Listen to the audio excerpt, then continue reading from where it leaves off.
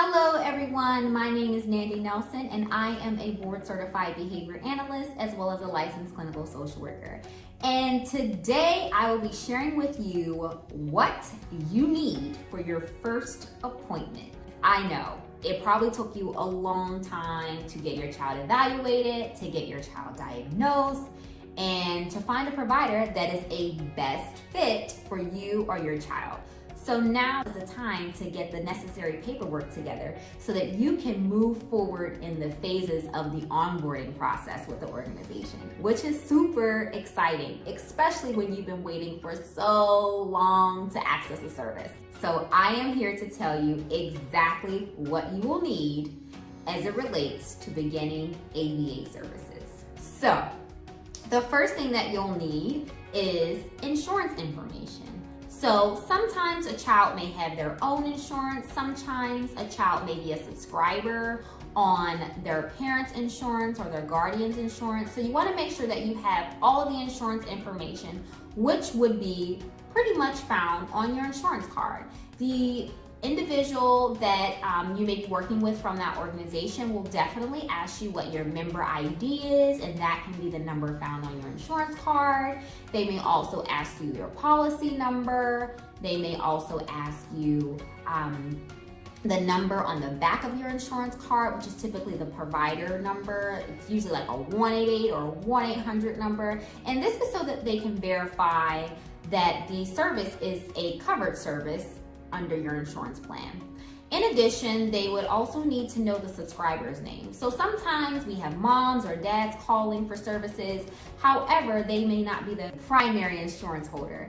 And you will need that information, which would include the name of, the primary insurance holder and the birth date and address, because sometimes the insurance carriers may ask that information as well. After that, you will also need your diagnostic report. So this will be the report that was provided to you by maybe the neurologist or the psychiatrist or the psychologist that has your child's diagnosis on it, because this will be super important, because oftentimes if we're accessing services through an insurance company, they need documentation that states that your child does in fact have this diagnosis and that the diagnosis is currently active. After that, you'll also need a referral for services, and this could be received by your child's primary care physician or medical doctor, or by your child's neurologist. And this is also something that is needed because the insurance companies want to ensure that there is a referral and that this service is needed for your child. So after that, again, insurance information, diagnostic report, referral for services. You will also be asked potentially if there are any additional supporting documents that could be helpful in understanding your child. And I would say oftentimes families will submit an IEP, which stands for an individualized education plan, a speech evaluation, an OT or PT evaluation, and other possible diagnostic reports or medical records if a child has had a major surgery or has some other comorbid or additional diagnosis aside from maybe that primary diagnosis as to why they are seeking services.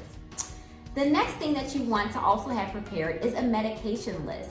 Sometimes behaviors can change depending upon medication, so it's super important that we as providers know if your child is on any medication, whether it be, a prescription drug or some type of holistic remedy that you may be using as a parent, and we would need to know the name of the medication if it is, again, a prescription drug. We would also need to know the frequency and the dosage, as well as what the medication is used for, because as I'm sure you know, many medications are used for many different things.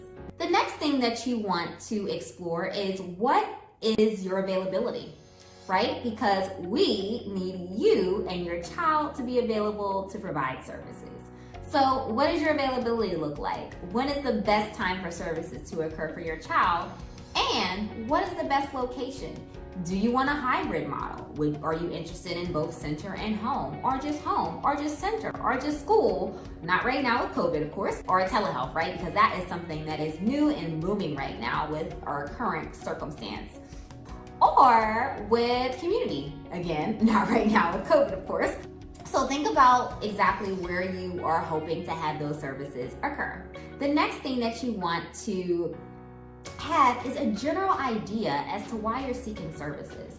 So oftentimes before you get to this point, you already know why, but it's really important for you to know exactly what is it that you're wanting for your child to be able to do, or what are you hoping to gain from services, or what are you hoping to stop if there are some maladaptive or dangerous behaviors that are occurring. So it's super important for you to be clear in your messaging as to what it is that you are wanting from the provider so that they can be sure to execute exactly what your why is for your child for seeking services. If you're working with an organization, and I'm going to speak specifically to ABA, there is that training component that is super duper important. So when you remember your why, that will help you to want to attend and keep on doing your best when things get tough or life gets hectic. As we all know and understand, things happen, right? We're all human. And last but not least, come with questions. It's important for you to gain as much information from the provider as they will be gaining as much information from you. And this helps for a collaborative relationships if you come with questions as it relates to, what the process may look like, or just experience of individuals at the agency, etc. But make sure that the relationship is collaborative, because when it's collaborative, everyone feels as if their voices are being heard, and it sets the tone for a successful relationship. Those are really all the tips that I have for you all today as it relates to what you need for your first appointment. I hope this video was helpful for you. So thank you all for watching. I am so excited to have you here, and I cannot wait to see you in the next video. Bye-bye for now.